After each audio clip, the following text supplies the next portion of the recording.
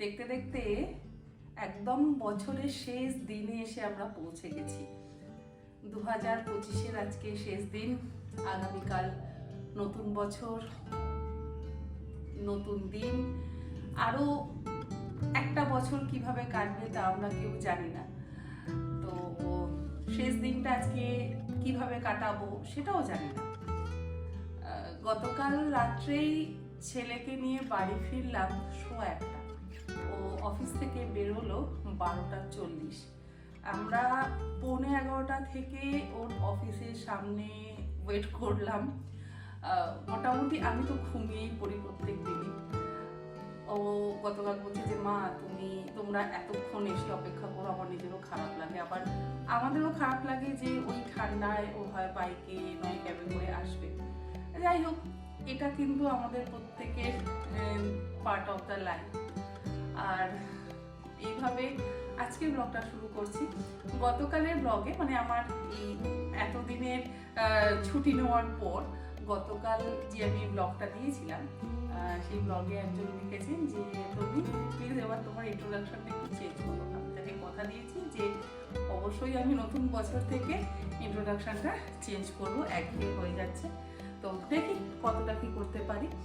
আর গতকাল কিছু কেনাকাটাও করেছি, তার সাথে আবার ফ্রি গিফটও পেয়েছি। আসলে ওই বললাম না, কৌটোগুলো সব এদিক ওদিক চলে যাচ্ছে, সেই জন্য দু একটা কিনলাম। আর তার সাথে কিছু কাঁচের ডাব্বা কিনলাম, কারণ আমার যে ডাব্বাগুলো এতদিন ধরে আমি ইউজ করছিলাম সেগুলো না ঠিক এয়ার টাইটার নেই, তো সেই জন্য সেগুলোকে এবার চেঞ্জ করলাম।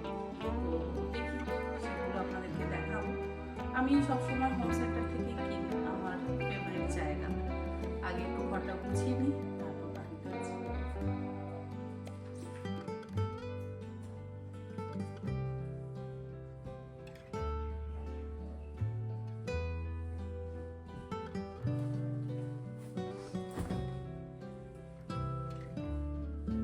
এখন এই যে ঠান্ডাটা পড়েছে না, বেশ ভালো লাগছে।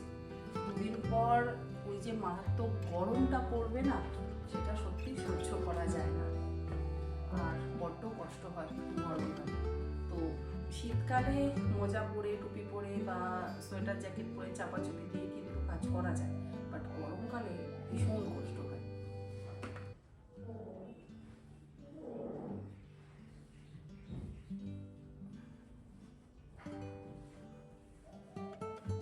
কি কথা দিলে কথা রাখতে হয়, তাই তো? কিন্তু মাঝে মধ্যে যে রাখিস না, ওটা এমনি। আচ্ছা, তা আজকে বছরের শেষ দিনে কিন্তু আবার কথা দিবি, ঠিক আছে? হ্যাঁ, আবার কিন্তু তোকে সেই কথাটা রাখতে হবে। কথা না রাখলে কিন্তু তোরই মুশকিল।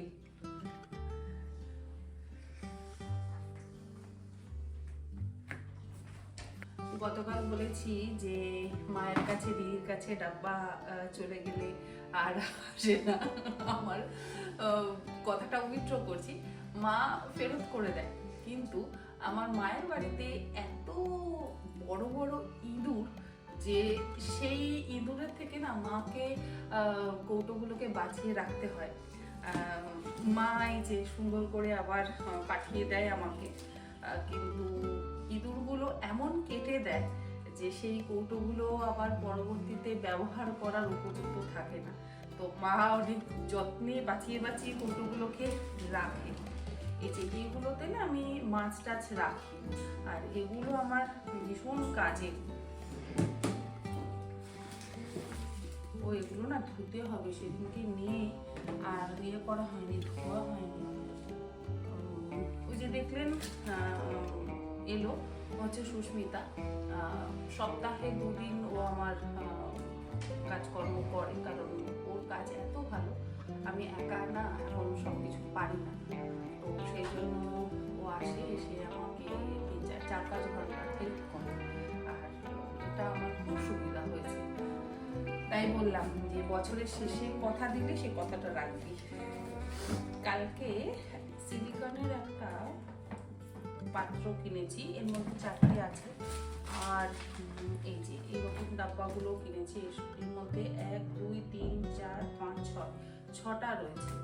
তো ছটা নিয়েছে দাম মনে হয় 250 টাকা।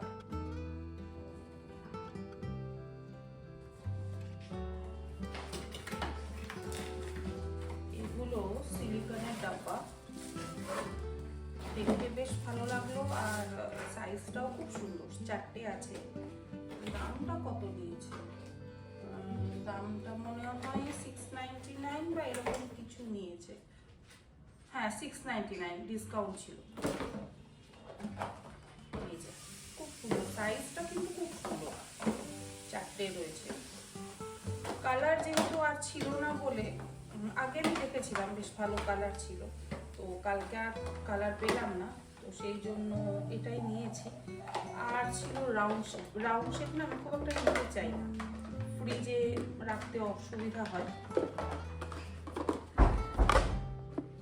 তো সেই জন্য এই এয়ারটাইট কন্টেনারগুলো নিয়েছি 4টে। এটার দাম নিয়েছে 699। এটা নিয়েছি 6টা, ছোট থেকে বড় বেশ অনেকগুলো রয়েছে। এগুলোর মধ্যেও অনেক কিছু রাখা যাবে। আর কিছু গ্লাস কন্টেনার নিয়েছি। এই গ্লাস কন্টেনারগুলো আমার ভীষণ প্রয়োজন, কারণ যে বললাম না, ডাল বা অন্য কিছু রাখি, ছোলা রাজমা যাই রাখি না কেন, সবসময় তো আর যে আজকে কিনে আনলাম আমার 1 মাসের মধ্যে সেগুলো শেষ হয়ে যাচ্ছে তা হয় না, হয়তো 2 মাস থেকে যাচ্ছে, তখনই দেখছি পোকা ধরে যাচ্ছে। তো সেই জন্য ভাবলাম ওগুলোকে চেঞ্জ করি। এগুলো আমি আগেও ইউজ করেছি, এগুলো খুব সুন্দর। 3 রকম সাইজ নিলাম, বড়, তারপরে একটু ছোট, তারপরে এটা মনে হয় 500 গ্রামের মধ্যে ধরে যাবে, এরকম 6টা। এগুলোর দাম কত নিল? এগুলোতেও 20% ডিসকাউন্ট ছিল, আর এগুলোর দাম মনে হয় নিয়েছে ওই 500, 6টা 500 টাকা। আর 999, 899, 799 এই হচ্ছে দাম, কিন্তু তারপরেও আবার 20% ডিসকাউন্ট ছিল। আর যেটা পেয়েছি সেটা হচ্ছে একটা ব্ল্যাঙ্কেট গিফট পেয়েছি। এভরি 2 মান্থসে একটা করে গিফট পাওয়া যায়, যেহেতু হোম সেন্টারের আমরা মেম্বার। কালার ছিল অপশন, পিঙ্ক কালারটা না নিয়ে এই লাইট গ্রিন, এটা গ্রে গ্রিন একটা মিক্স, খুব সুন্দর একটা ব্ল্যাঙ্কেট গিফট পেয়েছি শীতের দিনের জন্য। এটা বেশ ভালো, পাতলা, লাইট ওয়েট। দেখি যদি ছেলে নেবে, না হলে ছেলের বাবার এটা ইউজ হবে। পিঙ্ক কালার যেটা ছিল সেটা আমার ইউজের জন্য খুব সুন্দর ছিল, এটা খুব ভালো লাগলো, একটা ইউজফুল গিফট পেয়েছি। এর আগে একটা কাস্ট আয়রনের তাওয়া পেয়েছি, তার আগে ডিনার সেট পেয়েছি, ডিনার সেটটা মাকে দিয়ে দিয়েছি। আর কাস্ট আয়রনের তাওয়াটা তো আমি ভীষণ ইউজ করছি, অল্প তেলে রান্নাবান্না হয়ে যায়, বেশ ভালো। আর এটাও শীতের দিনে খুব ভালো একটা গিফট, মানে ভীষণ ইউজ হবে এটা।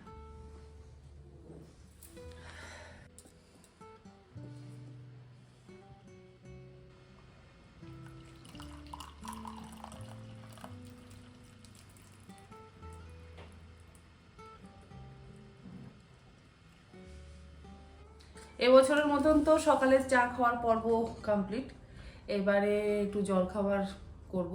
আলুর দম করা আছে, কড়াইশুঁটির কচুরি একটু ভাজবো, আর তারপরে হয়তো আজকে আর দুপুরের কিছু খাওয়া দাওয়া হবে না, কারণ ওই কড়াইশুঁটির কচুরি খেলেই দুপুরের জন্য হয়ে যাবে। তারপরে ছেলে বলেছে যে আজকে বেরোবে, মানে সারাটা দিন সে বাইরেই কাটাতে চায়, তো দেখা যাক সে উঠুক ঘুম থেকে, কারণ কাল তো অনেক রাত্রে ফিরেছে। সে ঘুম থেকে উঠলে তারপর তাকে জিজ্ঞাসা করব, তারপর দেখি ও কোথায় যায় কি করে।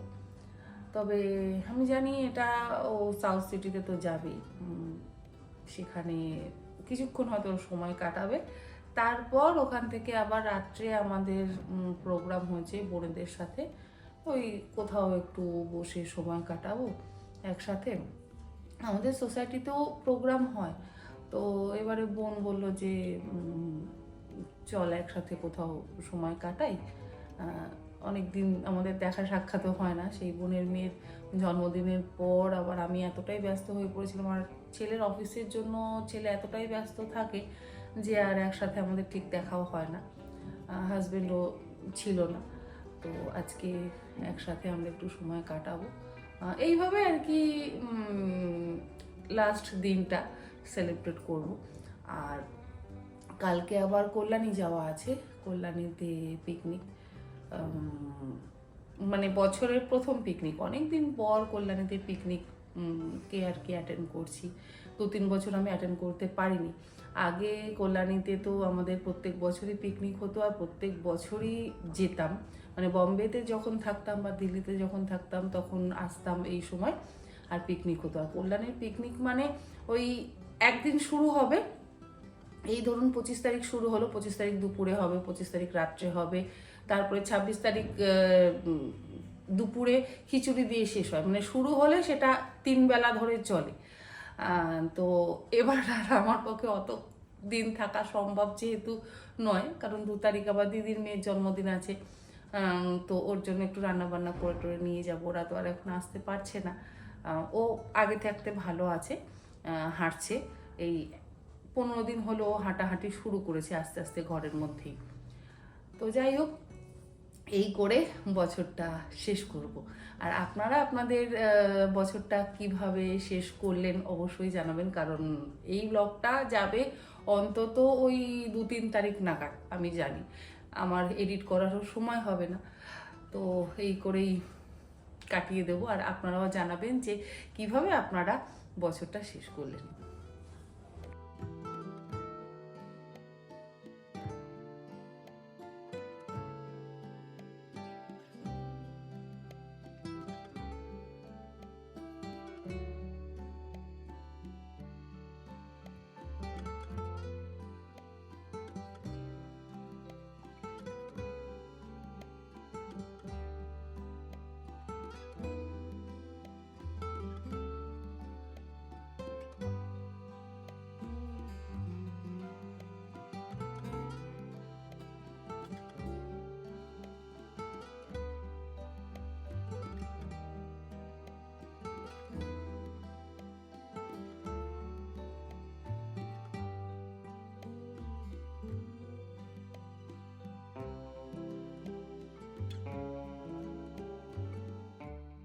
সকাল থেকে ঘরের কাজকর্ম সেরে তারপরে বিকেলের দিকে গেছিলাম সাউথ সিটি মল, সেখান থেকে আবার গেছিলাম সেক্টর 5। যাই হোক, আজকের ব্লগটা এখানেই শেষ করছি। খুব ছোট্ট একটা ব্লগ, জানি না আপনাদের কেমন লাগলো।